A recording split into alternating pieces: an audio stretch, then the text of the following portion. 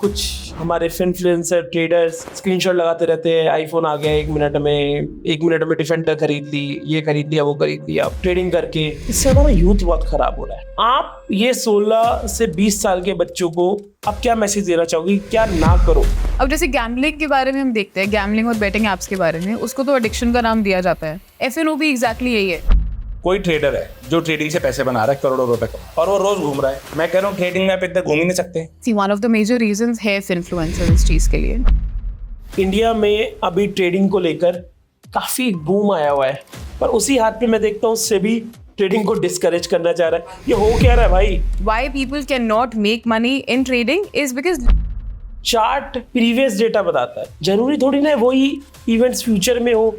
अब चार्ट आपको फ्यूचर कैसे बता सकता है यार? Fundamental analysis is obviously supreme because आपकी कन्विक्शन हमेशा फंडामेंटल एनालिसिस से ही बिल्ड होएगी, लेकिन हमको कहाँ एंटर करना है वो सिर्फ आपको। मल्टीबैगर स्टॉक को हम कैसे ढूंढ सकते हैं? तो स्टॉक पिकिंग के लिए एक 5 स्टेप फ्रेमवर्क आप यूज कर सकते हो। चहल, आजकल ना एक रील बहुत वायरल हो रही है, हमारे प्रिय मित्र की ही है वो भी, तो उनका कहना है कि म्यूचुअल फंड स्कैम है। Hello guys, welcome to the A2 show. और आज का एपिसोड बहुत बहुत खास है हमारा। क्यों खास है? तो जो आज हमारी गेस्ट है उनको बहुत दिनों से हम बुलाने की कोशिश कर रहे हैं, सिर्फ हम नहीं, बहुत सारे लोग बुलाने की कोशिश कर रहे हैं अपने पॉडकास्ट पे, पर फाइनली शी अग्रीड। आज का दिन भी बहुत शुभ है। आज फर्स्ट नवरात्रा है जब हम ये शूट कर रहे हैं, 3rd of October, and special day है हमारे गेस्ट के लिए क्योंकि उनका आज बर्थडे भी है।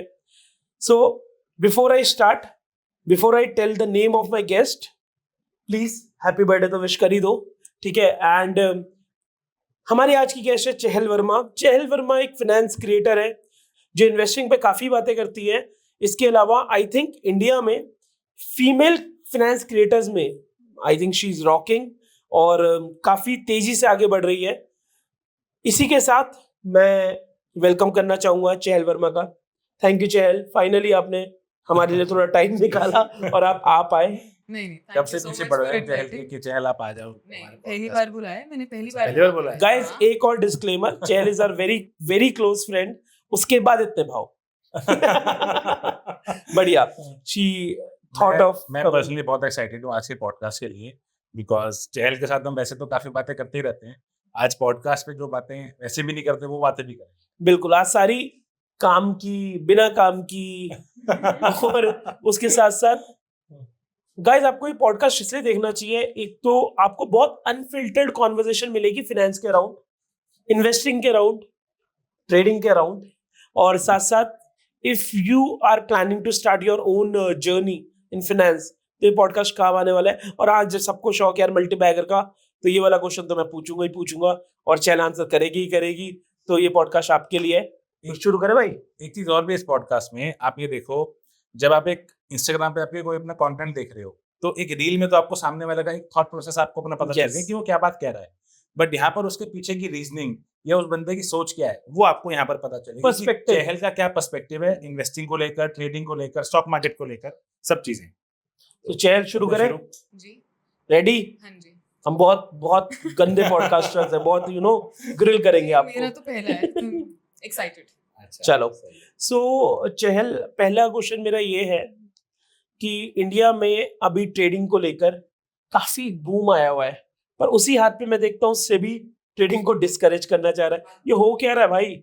यहाँ सोशल मीडिया वाले जो हमारे कुछ इन्फ्लुएंसर है वो रोज डालते हैं ट्रेडिंग कर रहे हैं, अरे मैंने आईफोन खरीद लिया अभी मैं 15 मिनट में प्रॉफिट हो गया, और वहीं पर सेबी कहता है 97, 98, 99, आप बता पाओगे परसेंटेज कि वो क्या है कि लोगों को प्रॉफिट हो ही नहीं रहा है। तो ये क्या सच है? ट्रेडिंग करनी चाहिए, नहीं करनी चाहिए? किसके लिए है, किसके लिए नहीं है? और सेबी की जो रिपोर्ट है वो रिपोर्ट किसके ऊपर है? बिकॉज ट्रेडिंग कई तरीके की होती है, वो भी आप थोड़ा क्लैरिफाई करो। इसमें सेबी की रिपोर्ट मेनली तो एफएनओ ट्रेडर्स के लिए है। That's what I think, intraday and FNO traders. Trading is it's a broader term, उसमें स्विंग ट्रेडिंग भी है, पोजिशनल भी है and all of that. Report के according 93% of FNO traders are in losses. And इसी टाइम में तो ये वाली बात तो वैसे सबको पता ही है कि 9 out of 10 traders are losing money. कभी 90 है, कभी 91 होता है, कभी 93 हो गया है। But at the same time यहाँ पर लॉन्ग टर्म में अगर हम देखें, इन्वेस्टिंग में people are making money and trading के अंदर individuals are losing money, but there is a category of traders who are making the most of it. अब ट्रेडिंग वैसे भी एक जीरो सम गेम है, कोई इन्वेस्टिंग तो है नहीं, इन्वेस्टिंग में इंडिया ग्रो हो रहा है, स्टॉक्स ग्रो हो रहे हैं, आपका इन्वेस्टमेंट ग्रो हो रहा है। ट्रेडिंग के अंदर पर्सनली कोई गवा रहा है इसलिए आप तो कोई कमा कमा रहे रहा है, हो। someone's loss is someone's profit. Exactly. So if 93% are losing, then only a small percentage is earning. उस small percentage में भी जो individual traders हैं, I think 1% है जो कि 1 लाख से ऊपर कमा पा रहे हैं, which is nothing when compared to other professions, I would say. जितना trading में नाम है ना कि बहुत पैसा है, but 1% 1 लाख से ऊपर कमा रहे हैं, तो पैसा तो इतना है नहीं। अब इसमें पैसे कमा कौन रहा है? सबसे पहले है foreign investors, FPIs और prop desks. इसमें भी मैक्सिमम वो नहीं है, इसमें आई जस्ट रेड कि 92% of the people who are earning from foreign investors and prop desk are the one जो एल्गोज यूज कर रहे हैं, जो मैनुअली ट्रेड कर ही नहीं रहे हैं। तो इसका मतलब बेसिकली मुझे तो यही लगता है कि why people can not make money in trading is because long term कोई भी ट्रेडिंग में सबसे इंपॉर्टेंट क्या होता है? आपका माइंडसेट। माइंडसेट क्या है? ट्रेडिंग डिसिप्लिन कितना आप फॉलो कर रहे हो, रूल स्ट्रैटेजी सबको पता है और सब कुछ अवेलेबल भी ऑनलाइन, और कोर्सेज एक इंसान बेच रहा है, हर दूसरा इंसान बेच रहा है, तो कोर्सेज में you have all the details, butterfly strategy, iron condor, everything is available. Something which is not available online is the mindset, क्योंकि माइंडसेट सिखाया भी नहीं जा सकता। अगर आपको सिखा दिया उसके बाद भी कोई कंसिस्टेंटली अपना माइंडसेट को सही नहीं रख सकता है over a long period of time. किसी दिन लेट्स से आप 10 दिन से प्रॉफिट कर रहे हो, 12 दिन से प्रॉफिट अच्छा कमा रहे हो, और एक दिन ऐसा आएगा या तो कोई ऑपरेटर का बड़ा मूव आ गया, आपका सारा प्रॉफिट एक दिन में उड़ गया, या फिर आपका गर्लफ्रेंड बॉयफ्रेंड के साथ लड़ाई हो गई है कोई, या फिर फैमिली में कोई लड़ाई हो गई, and you are not mentally in a condition to be able to be that disciplined to take right trades and take the right decision, then in that case, then again you lose a lot of money. So trading ke andar why I think you cannot make money is because long term you cannot continue to have the same mindset, the same trading discipline, and and you cannot follow trading rules जैसे तुमने खुद set करे, nobody can follow them as well in the long term. आपने भी बात करी कि जो लोग इसमें पैसे कमा रहे हैं वो या तो एफपीआईस हैं या फिर प्रॉप डेस्क। हाँ। एफपीआईस तो I understand, foreign portfolio investors, बाहर के जो भी लोग इंडिया से बाहर के जो इंडिया में पैसे लगा रहे हैं वो लोग पैसे कमा रहे हैं। प्रॉप डेस्क क्या होता है, थोड़ा सा ये आप बताओगे हमारी ऑडियंस को। तो प्रॉप डेस्क के अंदर basically if I am a trader and मेरे पास कैपिटल नहीं है, but I think I have the right strategies और I have the right algo that I can make money in trading, तो प्रॉप डेस्क बेसिकली मुझे capital provide करेंगे। उसके बाद मुझे उनके पास एक पर्टिकुलर अमाउंट डिपॉजिट करना होगा कि साल में मैंने 10 Security. हाँ, सिक्योरिटी प्रॉप डिपॉजिट डेस्क करनी है। आपको कैपिटल प्रोवाइड करता है। हाँ जी। अच्छा, फॉर एग्जाम्पल आप प्रॉप डेस्क चला रहे हो, मैं एक ट्रेडर हूँ, मेरे पास इतना कैपिटल नहीं है। फॉर एग्जाम्पल ऑप्शन सेलिंग के लिए मिनिमम एक लॉट बेचने के लिए 10 लाख रुपए अगर चाहिए, तो मेरे पास उतना कैपिटल नहीं है, बट आपके पास दिमाग है, आपको पता है कैसे करनी है। मुझे लगता है कि मैं कर सकती हूँ आपका बस बेसिकली दैट। तो मेरे पास तो मैंने एक डिपॉजिट रखवा दिया, लेट्स से 10% का मैंने आपके पास डिपॉजिट रखवा दिया। वो कंसिडर होता है कि आप अगर इतना लॉस करते हो, अगर आपने इतना गवा दिया, देन यू वोंट तो आपकी पोजीशन काट देंगे। पोजीशन आपका कैपिटल, आपका यू वोंट capital कंटिन्यू ठीक है। ट्रेडिंग समथिंग क्या हम भी कह सकते हैं मार्जिन जैसे ही मार्जिन होता मिल है। गया आपको एक तरह से। हाँ। अच्छा, बट इसके अंदर भी प्रॉप डेस्क के अंदर भी तो रियलिटी है कि इंडिविजुअल्स या मैनुअल ट्रेडर्स तो कमा ही नहीं रहे, एल्गोस कमा रही है। अब एल्गोस वही है ना रीजन, बिकॉज कोई भी इंसान जितना भी अपना कोई एक्सपर्ट मानता हो, कंसिस्टेंटली एल्गोस को तो नहीं बीट सकता, वहाँ पे कोई इमोशन नहीं है, उनका कोई ट्रेडिंग साइकोलॉजी ऊपर नीचे नहीं हो रही है, गर्लफ्रेंड से लड़ाई नहीं हो रही, फ्रेंड से लड़ाई नहीं हो रही, बॉयफ्रेंड से लड़ाई नहीं हो रही। तो that is the reason why prop desk and FPIs are. FPIs को तो चलो रीजन पता ही है, this is the main reason. So Chahal, जैसे आपने बोला you are not in favour of trading much, FNO FNO ट्रेडिंग, trading, ठीक है, स्पेसिफिक। तो आप मुझे बताओ कौन सी ट्रेडिंग ऐसी है जो एक बिगिनर, क्योंकि यार ट्रेडिंग में एक चुल है जो सब में है, मेरे में भी है, अंशुल भाई में भी है, आप में भी है, आप तो हमसे बेहतर कर रहे हो, करोड़ों का पोर्टफोलियो है आपका, ठीक है पर कौन सी ऐसी ट्रेडिंग है जिसकी तरफ जाया जा सकता है जो थोड़ा रिस्क रिवॉर्ड रेशियो फेवरेबल हो, या इन्वेस्टिंग जो भी हो, मतलब आप मुझे थोड़ा सा बताओ कि कोई बिगिनर है वो कैसे स्टार्ट कर सकता है। See, I think the best strategy would be कि आपकी एक्टिव इनकम किसी और काम से आ रही है, अब चाहे वो आपकी जॉब हो, चाहे वो आपका बिजनेस हो, that should be the main source of your income. उस आप फोकस उधर होना चाहिए that you are able to grow that income multifold, कि आप certain amounts Active. ग्रो कर पाओ। एक्टिव इनकम अपने करियर में ग्रोथ जैसे होगी, आपकी एक्टिव इनकम बढ़ती जाएगी, and then you take a certain part of that money and you invest it in the market, ठीक है। अब investment is the best long term solution because India growth story and all of that, everybody knows it. लेकिन अगर आपको trading ही करनी है and you think you have the right time to invest as in time to give basically in trading, then I think you should go with swing trading, because in swing trading आप हर दिन नहीं market track कर रहे हो, positional या swing trading. क्या होता है स्विंग ट्रेडिंग? जैसे आप एफएनओ क्या होता है, अभी जैसे वीकली एक्सपायरीज हर एक इंडेक्स की हर दिन पे एक्सपायरी वगैरह चलती रहती है, वो तो प्योर गैम्बल है, राइट? लेकिन स्विंग ट्रेडिंग के अंदर आप ये नहीं गेस करते कि हाँ इस दिन निफ्टी कहाँ बंद होएगी, एग्जैक्टली कल क्या होगा, या फिर इस हफ्ते बैंक निफ्टी कहाँ क्लोज होएगी, ये आप प्रेडिक्ट नहीं करना कोशिश करते हो। आप बेसिकली टेक्निकल और फंडामेंटल एनालिसिस की कॉम्बिनेशन को यूज करते हो to understand stock movement. Equities में ही ट्रेड कर रहे हो आप, futures and options leverage trading नहीं कर रहे हो, ठीक है? फॉर एग्जाम्पल अगर वो नीचे भी गिर जाता है, ये नहीं है कि आपको इतने टाइम तक वो स्क्वायर ऑफ करना ही करना है, कंपल्शन नहीं होगी कोई भी, that is one thing. And in swing trading you have the best thing on your side, which is आप हमेशा बुलिश ही मूव्स होगे, आप कैश में बेचोगे नहीं in the long term or in a positional trade. So swing trading is better just because of this reason. Swing trade में आपका जो horizon है आई थिंक 1 हफ्ते से लेकर महीने भर तक हम उसको कह सकते हैं। हाँ, आप एक हफ्ते का करो, आप महीने का महीने करो, हाँ आप पोजिशनल में आप फिर कुछ पोजीशन महीनों में की आप bets आई भी ले थिंक सकते 1 हो। महीने से लेकर 3 महीने तक अगर आप आपका एक होराइजन है कि स्टॉक को लेकर, that is positional trading, right? And I think आप भी ज्यादातर शायद अगर ट्रेडिंग कुछ करते हो तो इसी तरह की क्या आप मैं मैक्सिमम पोजिशनल Positional ना? तब बीच-बीच में स्विंग ट्रेड्स होते हैं, बट इफ यू थिंक कि अगर कहीं पे मुझे ज्यादा पैसे लगाने हैं, then it has to be positional, positional ना? बिकॉज मुझे पता है, बिकॉज पोजिशनल ट्रेडिंग में मैं ऐसा नहीं करती। ट्रेडिंग में हम क्या करते हैं, चार्ट देखा, ले लिया पोजिशन, राइट? बट अगर मैं एक लॉन्ग टर्म पोजिशन बना रही हूँ तो मेरे को उसमें ज्यादा स्ट्रॉन्ग कन्विक्शन होना चाहिए। To have that conviction along with looking at the charts, that is to understand कि मेरा एंट्री पॉइंट क्या होगा, बट बिफोर दैट मेरे को फंडामेंटल्स भी देखने हैं, तो ताकि मेरी कन्विक्शन बिल्ड हो जाए। एक बार मेरी कन्विक्शन बिल्ड हो गई, उसके बाद वो 5% गिरे, 10% गिरे, मेरे पास एक लेवल्स है मेरे कि हाँ it will do well in this amount of this period of time, it doesn't have to do well tomorrow और डे आफ्टर टुमारो।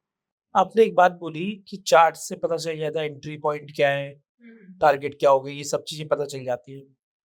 मेरे जैसे कुछ अनपढ़ लोग हैं जिनको ट्रेडिंग की नॉलेज नहीं है, वैसे तो पढ़े लिखे हैं, काफी बढ़िया काम कर रहे हैं अपनी वो अभी उसमें भी आएगी, कैपिटल पे भी आएगी, कितने का खरीदा था किस रेट पे खरीदा था, दैट इज वन थिंग, और कितने रुपए का खरीदा था, दैट इज अनदर थिंग। बोलूं मैं तो जैसे अभी आपने बोला चार्ट, टाटा मोटर्स गाइस मेरे बड़ा दुखती नस है, क्योंकि मैंने वो सिर्फ 20-25 हजार रुपए का खरीदा था, 70 रुपए का, इसलिए बार बार दोनों जने बोल रहे हैं, ठीक है? तो 10 गुना होकर भी ज्यादा पैसा नहीं कमाया मैंने। But anyways again back to the question. तो यार चहल, मेरा क्वेश्चन ये है कि चार्ट प्रीवियस डेटा बताता है, जरूरी थोड़ी ना वही इवेंट्स फ्यूचर में हो। अब चार्ट आपको फ्यूचर कैसे बता सकता है यार? मतलब इसकी जो फेल होने की प्रोबेबिलिटी है बहुत हाई है, तो चार्ट के बेसिस पे कैसे एंट्री हो सकती है, कैसे एग्जिट हो सकता है? क्या चार्ट काम करते हैं? ये मेरा क्वेश्चन है। नहीं 100%। Fundamental analysis is obviously supreme, because आपकी कन्विक्शन हमेशा फंडामेंटल एनालिसिस से ही बिल्ड होएगी। हम इसकी बात करेंगे क्या क्या पैरामीटर्स हैं हमको देखने चाहिए एक स्टॉक के लिए, लेकिन हमको कहाँ एंटर करना है वो सिर्फ आपको चार्ट ही बता चार्ट सकता है। बताते हैं। दैट इज, वरना आप इन्वेस्ट कहीं पे करके रख दोगे, फॉर एग्जांपल आईटीसी है, इतने सालों के लिए मूव नहीं करा, फंडामेंटल्स बहुत अच्छे हैं, आप इन्वेस्ट करके रखे रहते तो आपको अपॉर्चुनिटी कॉस्ट कम होता ना। आई एग्री भाई, उस पैसे को आप अपना कहीं और लगा सकते हैं जहाँ पे वो ग्रो कर जाए। चार्ट से आपको आइडिया तो मिलता है, डेफिनेटली आपको एंट्री पॉइंट Entry point समझ आता है। आप अपना टाइम ना लूज करो। उसका कोई श्योर शॉट नहीं होता कि 100% होगा ही होगा, बट एक हर चीज की प्रोबेबिलिटी होती है। चार्ट्स के थ्रू आपको पता लग जाता है कि चांसेस हैं कि अब ये स्टॉक अच्छा चल सकता है। रिस्क टू रिवॉर्ड आपको यस, रिस्क favorable रिवॉर्ड हो जाता आपको है। पता चल जाता है, थोड़ा तो होता है। तो इसके एग्जाम्पल में I talk about REC. It has been one of my favourite bets in the last year 2023-2024 के स्पैन में। अब ये 2009 से लेकर 2023 अप्रैल के आसपास, मैं इतने टाइम से तो मैं मार्केट में हूँ नहीं, but obviously I saw the historic data. अब इसके अंदर 2009 से लेकर 2023 तक the chart did not move, price में कोई मूवमेंट नहीं, थोड़ी 9 से fluctuations 23 होंगी। 9 से 23 कम से कम 14 14 साल हो गए। 14-15 साल के स्पैन में the price did not move. 9400 के आसपास होगा, थोड़ा 5-10% ऊपर नीचे आप मान लो, ठीक है? इसके लिए मैं एग्जांपल देती हूँ। One of my favourite bets has been REC 2023 की, 2023-24 की। अब ये एक ऐसा स्टॉक है जो 2009 से लेकर 2023 तक the price did not move at all. 9300 rupees के आसपास इसका प्राइस रहा होगा, थोड़ा बहुत ऊपर नीचे। लेकिन इसी टाइम में जो प्रॉफिट्स हैं that have gone up by 5 times, 4 to 5 times, around 2000 crore से 10,000 crore. Now this is like a golden combination कि आपके प्रॉफिट्स बढ़ते जा रहे हैं, इंडस्ट्री में कोई प्रॉब्लम नहीं है और कोई इंटरनल इशू नहीं है कंपनी के अंदर, लेकिन स्टॉक प्राइस मूव नहीं हो रहा है, ठीक है? That is one thing. अब लेकिन मैंने यहीं पर अगर 2010 में भी बढ़ रहा था प्रॉफिट, 15 में भी बढ़ रहा था, वहां इन्वेस्ट कर दिया तो मैं अटक जाती इतने सालों के लिए। हाउ डू आई डिसाइड कि हमें एंटर कब करना है? That depends on the chart. अब इसमें अगर आप चार्ट लगा देंगे हम कहीं पे, अगर आप इसमें चार्ट देखोगे तो 2023 जुलाई क्या अप्रैल के आसपास it give a breakout on the monthly chart. मतलब फाइनली अब प्राइस वगैरह भी मूव होना शुरू हो रहा था स्टॉक का. ठीक है, अगर इतने लंबे पीरियड ऑफ कंसोलिडेशन के बाद एक ब्रेकआउट आता हुआ दिखता है, इतने सालों के, इतना सालों तो हमें वैसे मिलता नहीं, इतने स्टॉक्स नहीं मिलते for such a great entry, but इतने टाइम के बाद, इतने कंसोलिडेशन के बाद अगर हमको एक ब्रेकआउट देखने को मिलता है with heavy volumes on a longer time frame मतलब वीकली चार्ट आपने देख लिया, फिर मंथली चार्ट ओपन कर लिया, because long term positional trades आप वहीं से ले सकते हो, इन्वेस्टिंग के लिए भी एंट्री आप वहीं से ले सकते हो with weekly and monthly charts. It give a breakout around 163 के आसपास मैंने देखा था. मैं इसमें चाहे 1 महीना लेट थी एंटर करने में, लेकिन मुझे पता था कि अगर मेरे 10% भी मिस हो गया ना, it won't matter anything, it won't matter a lot, because अभी कितना 600 क्रॉस कर दिया उस 600 क्रॉस करके भी वापस आ गया वापस थोड़ा करेक्शन हो गई, पर वापस 600 थोड़ा क्रॉस सा। कर दिया था ना.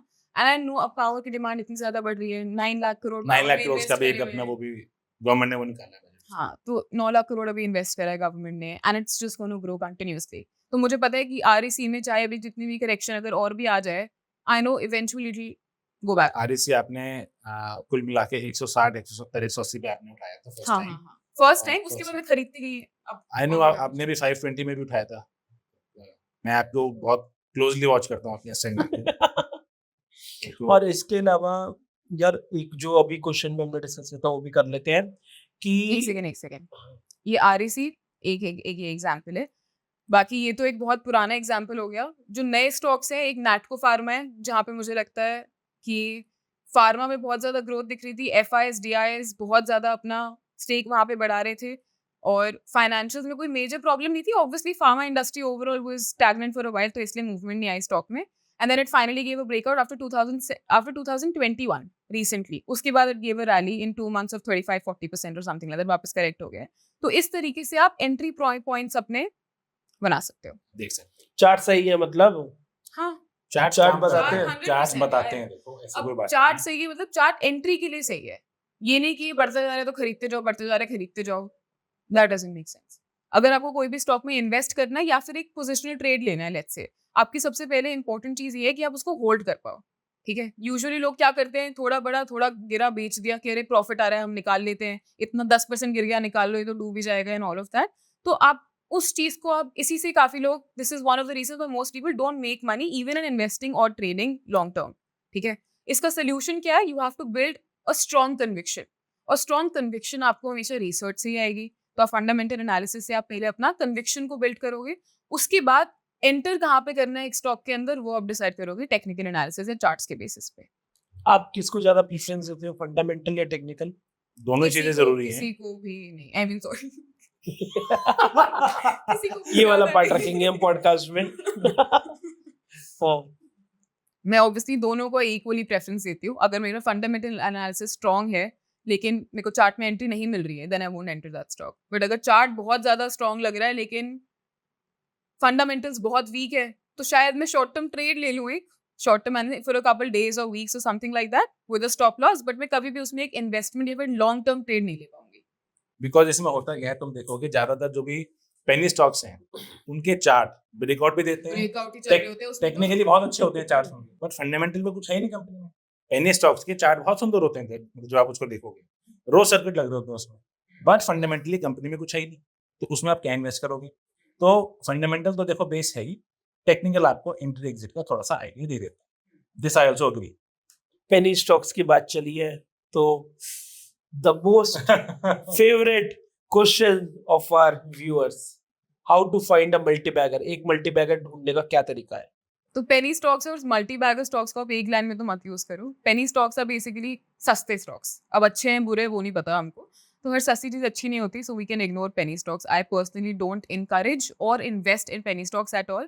पहली बात तो वो बहुत इजीली मैनिपुलेट हो सकते हैं. कोई भी 5-10 करोड़ लेकर आएगा, उसको ऊपर तभी गिरा उसको देगा, उठा नीचे गिरा देगा, तभी देगा. उसका सर्किट लगा दो, जब मर्जी उसको जो मर्जी कर लो. हाँ, मल्टी बैगर स्टॉक्स के लिए, मल्टी बैगर में तो जिनमें अच्छी पोटेंशियल है पिक करने का, I can give a certain checklist. अगर आपको रिसर्च करना है, आप ये चीजें कर सकते हो before investing in any stock to find a good stock. Basically first would be that it should be from a growing sector. उस सेक्टर में मुझे लगता है कि गवर्नमेंट का सपोर्ट जरूर होना चाहिए. काफी लोग कहते हैं इट डजंट मैटर, तो आप ऐसे सेक्टर्स पिक कर सकते हो जहां पर गवर्नमेंट का सपोर्ट हो, और कुछ ऐसे सेक्टर्स पिक कर सकते हो जहां पर अगर गवर्नमेंट चेंज हो भी जाती है तो उनमें कुछ प्रॉब्लम नहीं आएगी. फॉर AI एग्जाम्पल स्टेबिलिटी कह सकते हैं हम, ऐसे सेक्टर जिनमें स्टेबिलिटी भी हो, स्टेबिलिटी की बात नहीं है, कि It वो is more चीज about- ग्रो होनी ही होनी है, सपोज आप ऐसे कह रहे हो ना, हाँ, सर्टेनिटी। एआई हो गया, इंफ्रास्ट्रक्चर हो गया आपका, इंफ्रा ग्रो होता रहेगा, Infra grow होता AI रहेगा। होगा, ग्रीन एनर्जी हो गया, ईवी, सेमीकंडक्टर्स, इसके बारे में Semiconductors. वो डिस्कस लेटर ऑन।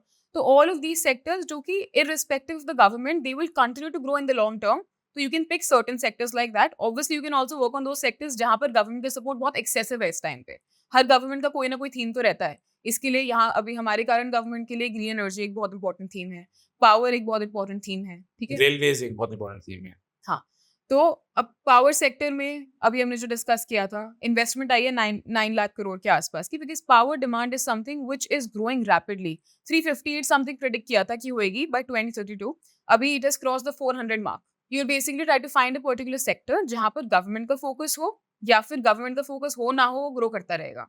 ईवी है, ग्रीन एनर्जी है, सेमीकंडक्टर्स हैं, डेटा सेंटर्स जो भी बहुत वायरल हो रहा है theme, that is also there. First you pick a growing sector, that is the first step. Second, you would check the management. Management में इंटेग्रिटी होनी चाहिए एंड एथिकल, हाँ एथिकल होना चाहिए, इंटेग्रिटी होनी चाहिए और पैशनेट होना चाहिए मैनेजमेंट। फॉर एग्जाम्पल, अब ये कैसे चेक कर सकते हैं? एग्जांपल देना, अखिल गुप्ता ओनो क्रिएटर्स। सही बात है, आप करो अपनी कंपनी लिस्ट। यस, आप एग्जांपल देंगे। अब एग्जाम्पल में आप इसको चेक कैसे कर सकते हो, इस पर ये बात करते हैं, बिकॉज इसका डिटेल्स आपको इजीली मिलेंगे नहीं। यू कैन रिसर्च एंड सी कि जो इसके प्रमोटर्स हैं, ओनर्स हैं, वो पहले किसी केस में तो नहीं थे, उन्होंने कोई बैड डेट्स वगैरह तो नहीं है उनके ऊपर, कोई रीपेमेंट ना करा हो डेट का, या फिर न्यूज़ में बहुत नेगेटिव न्यूज़ आती हो कंपनी के आसपास। You can also check management interviews and all of that to understand the psychology and the vision of the management. That is character भी हो सकता है मैनेजमेंट का। इंटेग्रिटी कैरेक्टर में आ गया ना, इंटेग्रिटी बहुत इंपॉर्टेंट है, बिकॉज अगर हमारे फाइनेंशियल्स बहुत अच्छे हैं, हमारा कंपनी का FI DI जो भी है बढ़ता जा रहा है, जो बोलते हैं अच्छी बात होती है, और कॉन कॉल्स आप पढ़ रहे हो कि मैनेजमेंट तो अच्छी चीजें बोल रही है वगैरह वगैरह, लेकिन आप देखते हो प्रमोटर होल्डिंग कम होती जा रही है, इसका मतलब वो खुद ही इंटरेस्टेड नहीं है जब अपने अपना बिजनेस खुद को उसको होल्ड विश्वास नहीं है अपने बिजनेस पे, रीसेंट तो फिर- एग्जांपल इज माय ट्रिप। या ये मैंने अभी पढ़ा था कल परसों में, is my trip, because Nishant Pitti is good friend as well. वो मैंने फोन भी किया, मैसेज भी कर दिया उसको, ये मैं हो क्या, गया include? हाँ हाँ करेंगे include, कोई बात नहीं, यहीं से तो वायरल होएगा हमारा पॉडकास्ट। गाइस देखो हम वायरल कंटेंट बना रहे हैं आपके सामने, ठीक है। और तो उन्होंने अभी प्रमोटर होल्डिंग लास्ट 1 साल 2 साल में 10% से नीचे हो गई है। अच्छा, इज माय ट्रिप की। तो that's a red flag। हाँ, क्यों हम वहाँ पे इन्वेस्ट करेंगे ऐसी जब आप company में? प्रमोटर को कॉन्फिडेंस नहीं है अपने स्टॉक में, तो हम क्यों एग्जैक्टली, डालें? ठीक है। तो इससे आपको प्रमोटर के बारे में पता लग जाएगा। इंटेग्रिटी बहुत इंपॉर्टेंट है जानना, उनका खुद का पैशन कितना है उस काम में to grow it, that is also one thing. And again promoter holding के थ्रू आप टू अ सर्टेन एक्सटेंट आपको समझ आ सकता है। Obviously you will have to check other things as well. अब आप बैंकिंग में प्रमोटर होल्डिंग की चीज नहीं देख सकते हो, it's more about growing sectors. ठीक है। थर्ड वुड बी, अब इसके बाद के जितने भी पॉइंट्स है ना, कुछ 3-4, वो आपको सब मिल जाएंगे फ्री में ऑन screener.in, ठीक है। इसमें आप सबसे पहले देखोगे कि कंपनी का ROE, return on equity and return on capital employed कितने रेट से बढ़ रहा है। अगर किसी भी बिजनेस का 20 या 25% है ROE ROC, then that's a huge green flag, ठीक है, कि मतलब बिजनेस अच्छा ग्रो कर रहा है। उसके बाद हम थोड़ा नीचे आएंगे फाइनेंशियल्स एंड बैलेंस शीट में। फाइनेंशियल्स के अंदर वी वुड सी कि अगर हमको सिर्फ 2 ही चीजें देखनी है, यू कैन जस्ट सी कि टोटल रेवेन्यू बढ़ रहा है उनका और साथ में नेट प्रॉफिट बढ़ रहा है। सिर्फ नेट प्रॉफिट नहीं देखना, बिकॉज काफी लोग सिर्फ नेट प्रॉफिट देखते हैं कि काफी बढ़ता जा रहा है, then it's a good sign. Margins भी देखने हैं आपको, मार्जिन्स भी देखने हैं, ऑपरेटिंग प्रॉफिट मार्जिन्स भी देखने हैं, बट मेन अगर मेरे को सिर्फ 2 चीजें बतानी हो, then I would say revenue and profit. Because revenue में अगर फॉर एग्जाम्पल रेवेन्यू इतना कंसिस्टेंटली ग्रो नहीं कर रहा है लेकिन प्रॉफिट्स बढ़ रहे हैं, इसका मतलब वो अदर इनकम वाली कैटेगरी से पैसा आ रहा है, कभी कोई बैड डेट रिकवर हो गया, इसी चीज से पैसा आ रहा है, तो मतलब बिजनेस पैसा नहीं कमा रहा है, नेट प्रॉफिट फिर भी बढ़ रहा है। तो अब यहाँ पर आपका कन्विक्शन इतना बिल्ड नहीं हो पाएगा कि बिजनेस कंटिन्यूअसली पैसा कमा रहा है कि नहीं कमा रहा है। That is third. उसके बाद आप बैलेंस शीट में देखोगे कि रिजर्व्स कितने हैं और बोरोइंग्स कितनी है। Debt to equity ratio should be less than 1, everybody knows this. अब रिजर्व्स हमेशा बोरोइंग से ज्यादा होने चाहिए, बोरोइंग्स यानी कम कि होनी देना, चाहिए। हाँ देना नहीं, मतलब पैसे कैश ज्यादा है कंपनी के पास, पैसे हैं पूरे, देना और कम है। बोरोइंग्स कम है, और बोरोइंग्स कम है। बेसिकली Debt दैट कि to- अगर बैड डेट हो जाता है, अगर उनको डेट देना पड़ जाता है, तो उनके पास बहुत पैसे हैं रिकवर करने के लिए, रिकवर नहीं मतलब देने के लिए बहुत पैसे हैं। मतलब कहने का मतलब ये, एक जेब में 100 रुपए है, ठीक है, तो मेरे जो धार हो वो 50 ही हो, कम ही 50 से हो, भी कम ही हो, 20 हो, 20 हो। ऐसा होना चाहिए। अब कहाँ पर डेट आप एक्सेप्ट कर सकते हो?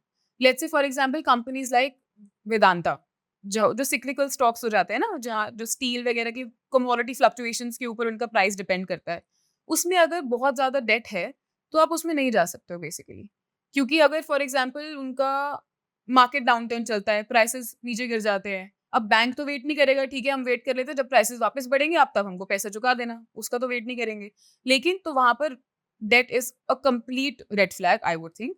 उसके बाद कहाँ पर हम एक्सेप्ट कर सकते हैं, for companies which have a secular growth, जैसे आईटीसी वगैरह है, ये तो रिसेशन प्रूफ कंपनीज हैं, सिगरेट लोग पीते रहेंगे, खाना लोग खाते रहेंगे बेसिकली, चाहे कुछ भी ब्रिटानिया हो हो गया। जाए। हाँ, ये वाले स्टॉक्स इनको बोलते हैं ना रिसेशन प्रूफ स्टॉक्स बेसिकली। तो in these stocks even if there is a certain amount of debt, आपको पता है कि अगर कोई रिसेशन आ जाता है, फिर कोई डाउनटर्न आ जाता है मार्केट में, they will be able to pay it back. So that is a fine thing to deal with. And last, one of the most important points after management is checking the con calls. Con calls का जो transcript आता है ना, screener के नीचे अगर हम जाते हैं तो document वाला section आता है, उसके अंदर you will get all the details about उसमें मतलब press release क्या है कंपनी का, you can check that press release. News related to companies. News नहीं, वो बेसिकली एक कॉल ट्रांसक्रिप्ट है, कॉन्फ्रेंस कॉल होती है ना जो हर क्वार्टर होती है रिजल्ट्स के साथ है, जहाँ पे कोई भी एक क्वेश्चन पूछ सकते हैं, मैनेजमेंट क्वेश्चंस का आंसर देती है, सेल्स क्यों इतने नीचे चले गए, या फिर आपका विजन क्या है आगे के लिए, आपको क्या लगता है आपका कंपनी रिवाइव कैसी होगी, they answer all of those questions there. ठीक है, so you can check read that transcript, वैसे तो काफी लंबी होती है। If you have the paid version for screeners तो नोट्स करके एक ऑप्शन आता है जिसमें you can get a summary of it. बाकी एक और ऑप्शन है, आप उस पूरे ट्रांसक्रिप्ट को कॉपी करो, चैट जीपीटी वगैरह पे पेस्ट कर दो, या फिर किसी भी एआई टूल पे, and just say summarize this in 10 20 30 points and you get all the details about the con call. Screener.com ने कितने पैसे दिए आपको? Screener.in Screener.in ने कितना पैसा दिया आपको? सब ये यूज करते हैं। अच्छा, Very accurate information, that is one of the reasons. okay. You will recommend everyone to use it? 100%. हाँ, अच्छा, but this is one of the most important points because इससे आपकी main conviction build होती है। आपको समझ आता है कि लॉन्ग टर्म में मैनेजमेंट का विजन क्या है, वो किस तरीके से प्रॉब्लम्स को डील कर रहे हैं, उन all of that, so you will have a very clear understanding if you read the con calls. Entry, उसके बाद एंट्री के लिए आप टेक्निकल एनालिसिस को यूज करोगे फंडामेंटल अपना स्ट्रॉन्ग करने के बाद। मल्टीबैगर स्टॉक को हम कैसे ढूंढ सकते हैं, इसे आप समराइज करो एक बार। ठीक है, तो स्टॉक पिकिंग के लिए एक 5 स्टेप फ्रेमवर्क आप यूज कर सकते हो to research your stocks properly. First is एक ग्रोइंग सेक्टर में होना चाहिए, जैसे power, EV, semiconductor, data centre वगैरह वगैरह। उसके बाद आप देखोगे कि कंपनी की मैनेजमेंट स्ट्रांग है कि नहीं, इंटेग्रिटी होनी चाहिए management, and it should be passionate about the business overall. Third would be company का जो ROE और ROC है, अगर वो 20-25% के ऊपर है then it's a great green flag. Fourth में देखोगे कि फाइनेंशियल्स इंप्रूव हो रहे हैं कि नहीं, कंसिस्टेंटली एक लॉन्ग टर्म बेसिस पे टोटल रेवेन्यू आपको देखना है और नेट प्रॉफिट आपको देखना है। फिर debt to equity ratio should be less than 1 for most companies. और इसके साथ साथ सबसे इंपॉर्टेंट चीज, अगर आपको एक कन्विक्शन बिल्ड करना है एक स्टॉक के अंदर, you should read the con calls, जो क्वार्टरली कॉन कॉल्स आती हैं। इसको आपको पूरा रीड करने की जरूरत नहीं है, आप उसको कॉपी करोगे कॉन कॉल्स को और चैट जीपीटी फिर किसी एआई प्लेटफॉर्म पे डाल दोगे to summarize in 10-20 points. This will help you build a very strong conviction for the stock your holding, and then you can decide your entry point with technical analysis. सही है। Multibagger मुझे तो अब मिल जाएगा, मेरे से होगा कुछ नहीं में से। और आपने ये बताया था कि हम ये सारी चीजें Screener.in से ढूंढ सकते हैं। हाँ, ठीक है। चहल, आजकल ना एक रील बहुत वायरल हो रही है, हमारे प्रिय मित्र की ही है वो भी, और अभी वो शायद ये पॉडकास्ट देखकर मेरे को कॉल भी कर देंगे। तो उनका कहना है कि म्यूचुअल फंड स्कैम है। आपकी वीडियोस से भी मैंने देखा है, और अंशुल भाई हमारे प्रिय मित्र वो भी ये कहते हैं कि म्यूचुअल फंड करो, SIP करो। अगर ये स्कैम है तो हम SIP क्यों करें? स्कैम तो मुझे लगता है कि कोई ना कोई मिल जाएगा जो हर एक इंडस्ट्री में, हर एक सेक्टर में किसी चीज़ को बोल देता है स्कैम है। कभी होता है इंश्योरेंस सेक्टर पूरा स्कैम है, कभी स्टॉक्स में केतन पारेख या फिर हर्षद मेहता वाला कुछ होने वाला है। तो इतने सालों से चलती आ रही है एक चीज़, ठीक है, कंसिस्टेंटली लोगों ने पैसा बनाया है। अगर कंसिस्टेंटली कहीं पे पैसा बनाया है वो म्यूचुअल फंड्स में है, राइट, अगर किसी ने होल्ड करा है over a certain duration of time. उसके बाद ट्रांसपेरेंसी पूरी, अगर आप डिटेल्स जानना चाहते हो किसी भी म्यूचुअल फंड के बारे में, you have all the details, एक एक स्टॉक जो वो होल्ड कर रहे हैं, कब बेच रहे हैं, कितनी होल्डिंग है, all the details are available online. Mutual funds in fact I feel is one of the best things a person with an active income can do. क्योंकि अगर आप स्टॉक्स में इन्वेस्ट करते हो, क्यों काफी लोग नहीं कर पाते लॉन्ग टर्म स्टॉक्स में इन्वेस्ट, क्योंकि आप प्राइस फ्लक्चुएट ऊपर नीचे देखते हो। बेसिकली आप देखते हो कि आपका नेटवर्थ ऊपर नीचे जा रहा है टू अ सर्टेन एक्सटेंट। एक स्टॉक का प्राइस ऊपर गया, आज नीचे गया, तो आपको होता है अरे नीचे गिर गया तो मैं निकाल लेता हूँ, ऊपर बढ़ गया मैं प्रॉफिट बुक कर लेता हूँ, राइट। म्यूचुअल फंड के अंदर आप पूरा एक पोर्टफोलियो वैल्यू देखते हो, आप एक पर्टिकुलर स्टॉक नहीं देखते कि इसमें आपने कितने पैसे लगा रखे हैं और वो कितना ऊपर नीचे जा रहे हैं, तो आप उसको लंबे टाइम के लिए होल्ड कर सकते हो। किसी भी चीज को अगर आप बिना हाथ लगाए ऐसे ग्रो होने देते हो, then it will eventually grow. तो mutual fund is definitely a great tool for people with active source of income जो बिजनेस कर रहे हैं, जॉब कर रहे हैं. SIP उनको जरूर करनी चाहिए म्यूचुअल फंड्स में. Obviously according to your risk tolerance you should check कि आपको किस म्यूचुअल फंड में इन्वेस्ट करना है. अगर आप ज्यादा रिस्क ले सकते हो तो आप स्मॉल और मिड कैप में जाओगे. अगर आपको नहीं लेना ज्यादा रिस्क तो आप डेट फंड्स में जा सकते हो, या फिर लार्ज कैप तो नहीं, index funds without a doubt is one of the best investment tools we have, one of the safest investment tools we have. Index fund क्या होता है? इंडेक्स फंड जो इंडेक्स को रेप्लिकेट करता है. इंडेक्स हमारे निफ्टी, सेंसेक्स. हाँ, index हमारे निफ्टी और सेंसेक्स टॉप इंडेक्सेस है. आपका निफ्टी 50 हो गया, जो भी आपके इंडेक्स के स्टॉक्स हैं, जिस जो भी उनकी वेटेज है वहां पर सेम वेटेज में वो लोग स्टॉक्स जाकर चुपचाप में खरीद लेते हैं. इसमें मैंने सुना है शायद एक्सपेंस कम होता है क्योंकि बहुत कम होता है, बिकॉज उसके अंदर जो भी फंड मैनेजर है उसको अपना दिमाग तो लगाना ही नहीं है. जो वहां पर इंडेक्स में है जिस वेटेज में, वो जाके उसको खरीद लेते हैं. इंडेक्स से बड़ा अच्छा क्वेश्चन है आप दोनों के लिए ही है, ठीक है. वो ये क्वेश्चन है, अगेन मेरा प्रिय मित्र है एक. कौन है वो प्रिय मित्र, बता दो पहले. लोग गेस करो, ऐसा अभिषेक भाई भी बोलते हैं. कमेंट्स में गेस करो. सो उनका कहना है कि जो निफ्टी है वो अगला एफडी बनने वाला है. यानी कि निफ्टी जो है वो एफडी की तरह ही आगे रिटर्न देगा, यानी कि बस इन्फ्लेशन को बीट करेगा, इतनी तेजी से ग्रो नहीं करेगा. नहीं, इसमें क्या सच्चाई है? I don't agree with this at all.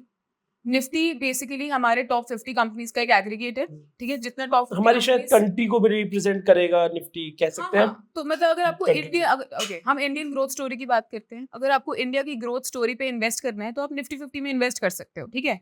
अब इसमें रीबैलेंसिंग होती रहती है. ऐसा नहीं है कि एक स्टॉक बहुत ज्यादा बढ़ गया फिर लेट्स से परफॉर्म नहीं कर पा रहा है तो वो रखा रहेगा निफ्टी के. उसको हटा देते हैं. अभी ट्रेंड और BEL आई थिंक उसमें ऐड हो रहे हैं निफ्टी में, निफ्टी 50 में. तो ऐसे वो चीज होती है. हाँ, तो वो रीबैलेंस होता है. तो आपको पता है that Nifty 50 will always be the top 50 companies of India, ठीक है. अब मुझे क्यों लगता है कि ये एफडी के रिटर्न्स के आसपास बिल्कुल भी नहीं होगा. हो सकता है this is for maturing economies as in US, China, जो काफी डेवलप इकोनॉमीज में आती है. अब जितनी भी इमर्जिंग इकोनॉमीज है लाइक ब्राजील, चाइना, रशिया, इन सब की ना जो पर कैपिटा GDP है that is cross $10,000 mark. India की अभी भी 2400, 2500 और मे बी 2800, $3,000 से कम है पर कैपिटा GDP, ठीक है. अब 3,000 से $10,000 के लिए जो उनका जर्नी रहेगी that will be probably in around 10 to 12 years मिनिमम. Now this will be a massive और a rapidly growing period for India.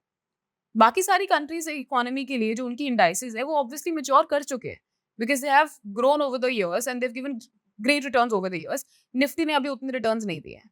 Nifty अभी ग्रो करेगा बिकॉज इंडिया अभी ग्रो करेगा. That is one of the main reasons.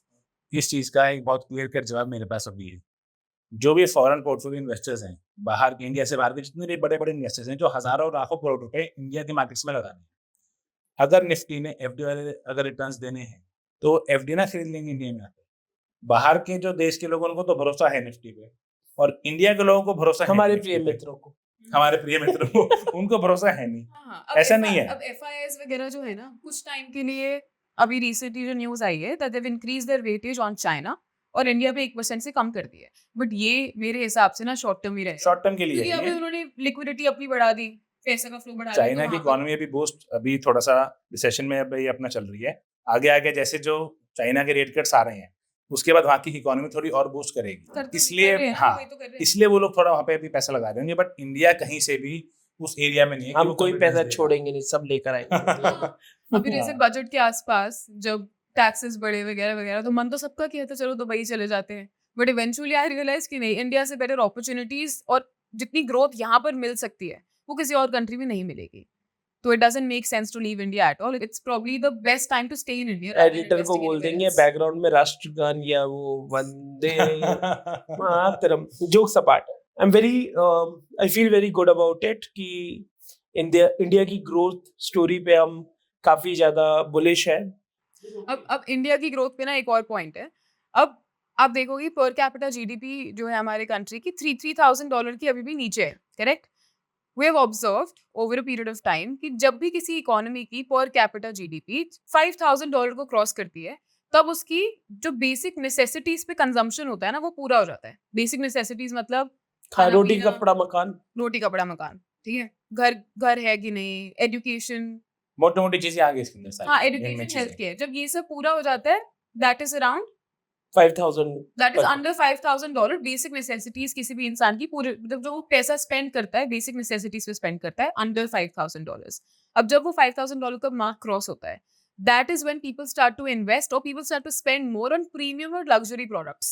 और अभी हम ये देख भी रहे ऐसा ट्रेंड जो बढ़ता जा रहा है लग्जरी प्रोडक्ट्स का बढ़ रहा है इंडिया में ट्रेंड. एप्पल की सेल देख सकते हैं हम उससे. फॉर एग्जाम्पल रियल एस्टेट की जितने भी प्रोडक्ट्स वगैरह बन रहे हैं हम देख रहे हैं कि आते हैं लॉन्च होती है कुछ टाइम बाद सोल्ड आउट. 20-20 करोड़ के घर 10-10 करोड़ के घर ऐसे बिक रहे हैं. पहले तो नहीं होते थे. अब इंटीरियर पे कितना ज्यादा स्पेंड होता है पहले लोग कोई नहीं सोचते थे.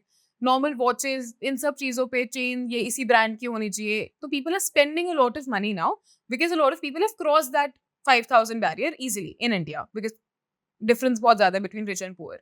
नाउ व्हेन मास में ये पूरा क्रॉस होएगा ना $5,000 का mark that is when India overall will start spending a lot more on premium and luxury products. And that is when rapid consumption will start. And that will if impact होगा उसका growth पे. Disposable income बढ़ेगी, disposable. यार तुम मैं एक second. That will if but impact over can बोल नहीं हो. Disposable income बढ़ेगी, disposable income बढ़ने के साथ necessities तो पूरी हो गई ना आपकी. अब आप premium और luxury products पे spend करोगे ज़्यादा, ठीक है? अब this is when we will see brands emerging. अभी भी इंडिया में luxury products की brands इतने इंडिया में नहीं है, बाहर से ही आ रहे हैं, correct? ऐसा तो है नहीं founders की कमी है. हर कोई फाउंडर बनना चाहता है. People have the skills in India and all of that. So that is not the reason. A major reason is because यहाँ पे अभी मास में उतनी डिमांड नहीं है ना. अब जैसे ही डिमांड आएगी तो इंडिया में भी सारे ब्रांड्स इमर्ज होने शुरू हो जाएंगे लग्जरी प्रोडक्ट्स वगैरह के. क्योंकि नेसेसिटीज के तो सारे ब्रांड है. आटा का टॉप ब्रांड है हमारे पास, नमक का टॉप ब्रांड है. नेसेसिटीज की अगर आप देखोगे इंडिया में जितनी भी नेसेसिटी गुड्स हैं उन सब में इंडिया के ही टॉप ब्रांड्स हैं, राइट? लेकिन प्रीमियम और लग्जरी में कोई भी नहीं है. तो जब ये $5,000 का मार्क क्रॉस होगा then we will see such brands emerging. And this is when तो इन सब के साथ निफ्टी कैसे ग्रो नहीं करेगी? हम अपने प्रिय मित्र को ये मैसेज पहुंचा देंगे, ठीक है. और एक और चीज मैंने ये देखा कि अभी जो इंडियन मार्केट है वो जैसा आप कह रहे हो वो मासेस की है. जो भी फाउंडर आता है, मैं काफी सारे लोगों के साथ बैठता हूँ, हमारा भी इस पे डिस्कशन होता है. जब भी हम कोई नया बिजनेस सोचते हैं हम ये सोचते हैं मासेस को कैसे करें, क्योंकि हमें पता है कि लोगों की नेसेसिटी अभी पूरी नहीं हो पा रही है. तो आई थिंक आप यही बोलना चाह रहे हो कि थोड़े टाइम बाद क्लासेस की बात होनी शुरू होगी. Exactly. और लोग तो हाई एंड प्रोडक्ट बनाने शुरू करेंगे इंडिया में भी. Definitely. And that will boost India's demand and supply overall. Export भी करने एंड इवन लगेंगे. On global level as well, जो आप Definitely. बिल्कुल सेम सोच रहे हैं. ग्लोबल लेवल पे तो India is right now I think India की इमेज काफी इंप्रूव होती आई है. आप अग्री नहीं करोगे शायद इस पॉइंट पे? पिछले वो 10 साल हमारा में एक बहुत grow पर्सनल हुई है। कॉन्वर्सेशन है, we can not say it on. बहुत ग्रो हो गया. I totally Podcast. Second that. Government अगर देखा जाए जैसी भी है it is stable get aggressive. अब जिस स्पीड से हम इंफ्रास्ट्रक्चर देख रहे हैं या फिर एयरपोर्ट्स देख रहे हैं इस स्पीड में तो पहले नहीं बिल्ड हुआ पहले करते नहीं थे हुए. ना. जो बजट्स अब पास होते हैं डिफेंस के, रेलवेज के, इंफ्रा के, पहले कभी नहीं हुए इतने heavy budgets. Exactly. Another major thing is कि बाकी सारे जो इकोनॉमीज है, चाइना की मीडियन एज है अराउंड 38-39, यूएस की भी है 38-39, इंडिया की है 28. तो we will still be the youngest population nation or whatever for the next 50 years, 40 years. तो ग्रोथ क्रक्स ये है कि इंडिया की ग्रोथ स्टोरी बहुत सुपर्ब है और वो stock Invest market in India, invest in हाँ, indexes. And invest in India. That's it. So एक वॉरेन बफे जी थे, एक चहल वर्मा जी है, और एक अंशु गुप्ता जी है, और एक अखिल गुप्ता, मेरा नाम भी जोड़ ही दो. वो कह रहे हैं इंडेक्स में लगाओ कभी नुकसान नहीं होगा फॉर लॉन्ग टर्म के लिए लगाओ, नहीं होगा नुकसान. नहीं होगा. और 12-13% कम नहीं होता है कम नहीं लॉन्ग होता, टर्म में. कम नहीं बिल्कुल होता. कम नहीं होता. आप 12-13% से अगर आप कंपाउंडिंग करते हो then it's definitely not less. जरूरी नहीं है आपको महीने में 10-20% कमा के अगले महीने 40% उड़ाना है. इसकी बात कर रहे हो बहुत सारे ट्रेडर. सो मेरा लास्ट क्वेश्चन है, चहल हमने सारी बात कर ली, ट्रेडिंग, इन्वेस्टिंग, सब कुछ, इंडिया की स्टोरी. एक बहुत बड़ा पेन पॉइंट है जो मुझे बुरा लगता है आजकल ना, बिकॉज कुछ हमारे इन्फ्लुएंसर ट्रेडर्स स्क्रीनशॉट लगाते रहते हैं, आईफोन आ गया 1 मिनट में डिफेंडर खरीद ली, ये खरीद लिया, वो खरीद लिया, ट्रेडिंग करके. इससे हमारा यूथ बहुत खराब हो रहा है. ठीक है, मैं पर्सनली चाहता हूँ कि वो बच्चे पहले तो अपनी स्कूल की फीस, कॉलेज की फीस ट्रेडिंग में लगा देते हैं, फिर वो गांजा फूकने लग जाते हैं, डिप्रेशन में चले जाते हैं, लोन्स भी लेते हैं. लोन्स लेते हैं. कई कोचेज उनको मोटिवेट करते हैं कि लोन लेके ट्रेडिंग करो. This is scary. आप ये 16 से 20 साल के बच्चों को, क्योंकि आप भी बहुत क्लोज हो उस एज के, ज्यादा बड़े हो नहीं आप भी एज वाइज, तो आप क्या मैसेज देना चाहोगे? क्या ना करो, क्या करना है तो हम हमेशा बात करते हैं, क्या नहीं करना ये बता दो आप। ताकि वो इस ट्रैप में ना फंस पाए। ये ट्रैप है, मैं सही बोला, बिल्कुल Trap है ये। ट्रैप है ये। ट्रैप हाँ, है, बिल्कुल है। अब जैसे गैम्बलिंग के बारे में हम देखते हैं, गैम्बलिंग और बेटिंग ऐप्स के बारे में, उसको तो एडिक्शन का नाम दिया जाता है कि ये एडिक्शन है, गलत है, नहीं करना चाहिए, एंड अगर आप इसमें फंस जाते हो आप निकल नहीं पाते। एफएनओ भी एग्जैक्टली यही है, ठीक है। अब फ्यूचर ऑप्शन के अंदर मैं ये नहीं कह रही कोई भी पैसा बिल्कुल भी नहीं कमा सकता है, लेकिन लॉन्ग टर्म में बहुत ही ज्यादा मुश्किल है, और अगर आपने कमा भी लिया तो वो बहुत कम पैसे कमाओगे, and you would have lost a lot in the process, not just money but even your mental health, even your relationships to a certain extent. So you should consider all of these things first before jumping into the trading train. It's not easy game. No, it's not an easy game at all. It's one of the most difficult games, I would say. People And जितने भी see it as a easy money. हाँ, they see it as easy money because उनको लगता है कि हवा में पैसा आ रहा है, हवा से आ जाएगा, क्योंकि ऑनलाइन है सब कुछ। लेकिन अब one of the major reasons है इन्फ्लुएंसर इस चीज के लिए। आप एज एन इन्फ्लुएंसर अगर कोई ट्रेडिंग को प्रमोट करता है, ट्रेडिंग इन द सेंस उस चीज को प्रमोट करता है, ये देखो मैं तो वेकेशन पे जा रहा हूँ, मैं आज अपना लैपटॉप लेके कहीं पे भी बैठ के मैंने इतने पैसे कमाए, अब मैंने इसकी शॉपिंग कर ली, अब मैंने इतने कमाए, इतनी मेरी फ्लाइट की बुकिंग हो गई। इससे पीपल गेट इंस्पायर्ड, बिकॉज अगर कोई छोटा बच्चा है, छोटे 16-17 साल का है, उसको इतना नहीं पता है, उसको लगता है Fascinate हाँ हो जाएगा यही सब देख के, कुछ है, उसको देख के fascinate होगा। ऑब्वियसली कि this is the life I want to live, मुझे इसकी तरह रहना, तो मुझे यही सब करना पड़ेगा, बट वो असलियत में वहां से नहीं कमा रहा है, वो आपको कोर्सेज बेच के कमा रहा है। तो पीपल शुड फर्स्ट डिसाइड कि उनको किसको आइडलाइज करना चाहिए। कोई भी अगर ट्रेडिंग की सिर्फ ट्रेडिंग ट्रेडिंग ट्रेडिंग करके आपको दिखा रहा है, देखो मैंने इतना कमाया, देखो मैंने इतना कमाया, एंड प्लीज अब आप भी यही करो, एग्जैक्टली आप इस चीज को फॉलो करो, आप लोन लो ट्रेडिंग करने के लिए, मैं आपको सिखाऊंगा, ब्ला ब्ला ब्ला, नहीं सुनना चाहिए। ये आपकी रिस्पॉन्सिबिलिटी है कि आप अपने लिए सही idol first of all choose करो। आइडल जरूरी नहीं आइडल नहीं, आइडल भी Idol मत चूज जरूरी करो, नहीं है। हाँ। आइडल भी मत चूज करो, बट चूज वाइजली, हाँ, choose wisely. if you idol मत want- बनाओ the किसी को भी। point is if you want listen to- wisely, ये बेटर वर्ड है। हाँ, not सही idol. सुनो, सही सुनो, सबकी सुनो, लेकिन करो समझो। अपने मत। हाँ, करो अपनी obviously, but you should understand first कि आप किसकी बात सुन भी रहे हो।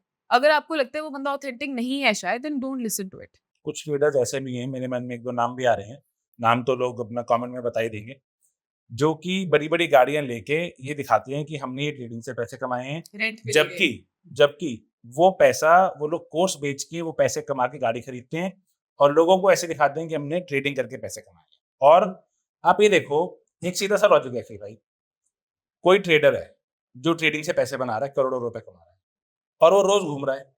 मैं कह रहा हूँ ट्रेडिंग में आप इतना घूम ही नहीं सकते। जो बंदा डेली जो ढंग से ट्रेडिंग कर रहा है ना, वो 9 बजे से लेके 4 बजे तक सीट पे बैठा होगा, उसके बाद भी बैठा उसके बाद भी वो अपना बैठा रहता है। जब आप पूरा दिन घूम रहे हो तो इसका मतलब आप ट्रेडिंग नहीं मैंने कर आप रहे। दोनों को ही देखा है इसमें, तो खैर यूजर को समझ में आ जाना चाहिए। मतलब हम अगर वो ट्रिप पे बंदा भी होते हैं तो आप दोनों, यू कीप ऑन टॉकिंग हाँ। About it, you keep on looking at charts. तो जितना इसको इजी News. दिखाया जाता है उतना इजी इजी नहीं है। हाँ, इनफैक्ट It's उसका not ऑपोजिट easy. ही है, उतना उससे ज्यादा डिफिकल्ट है इनफैक्ट। तो the best solution would be, अगर आपको ट्रेडिंग करनी ही है, आपको लत लग गई है ट्रेडिंग की, आप छोड़ नहीं सकते हो, तो आप पहले स्विंग ट्रेडिंग पे ट्रांजिशन करो, वहां पर पैसे कमाओ। जरूरी नहीं है कि आपको एक दिन में 10% कमाने हैं, है ना। अगर ओके, वो राकेश झुनझुनवाला की लाइन है, if I am getting 18% then I am a king और एम्परर और समथिंग लाइक दैट, ठीक है। अब उनको तो सब आइडलाइज करते हैं to a certain extent stock market में। उनकी सुनो, हाँ, उनकी सुनो। अगर वो कह रहे कि 18% लाना एक बहुत बड़ी बात है, तो आपको 18% एक दिन में क्यों चाहिए?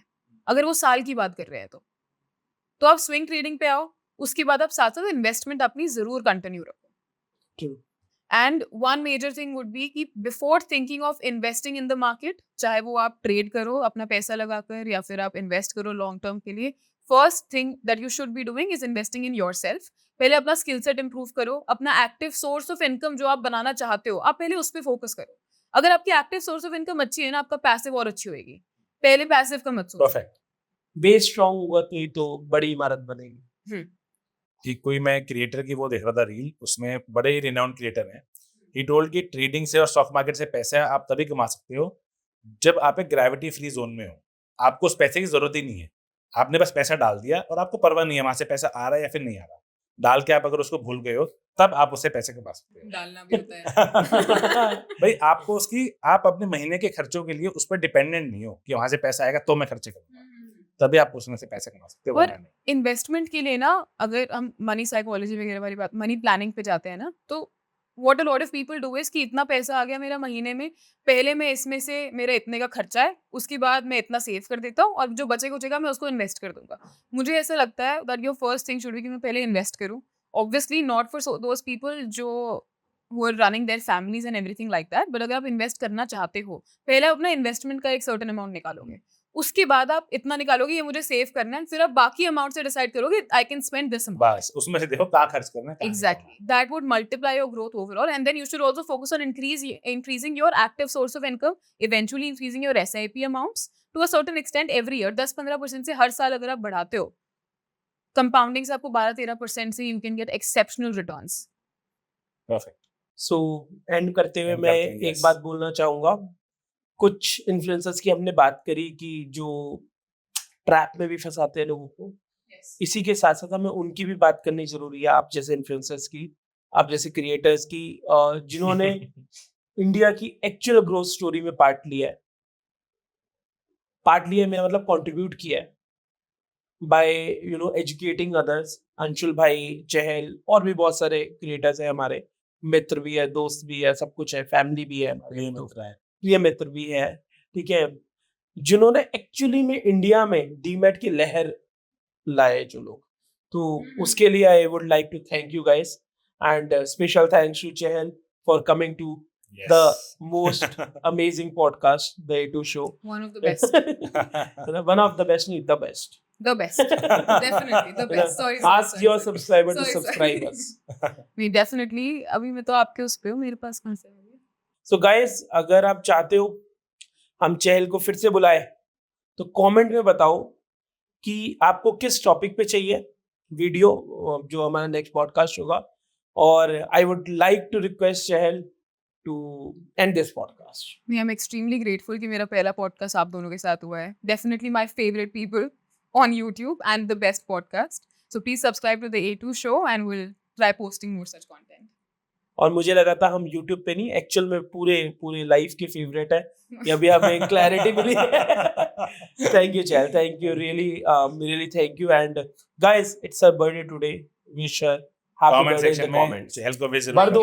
Yes, भर दो comment section. Thank you.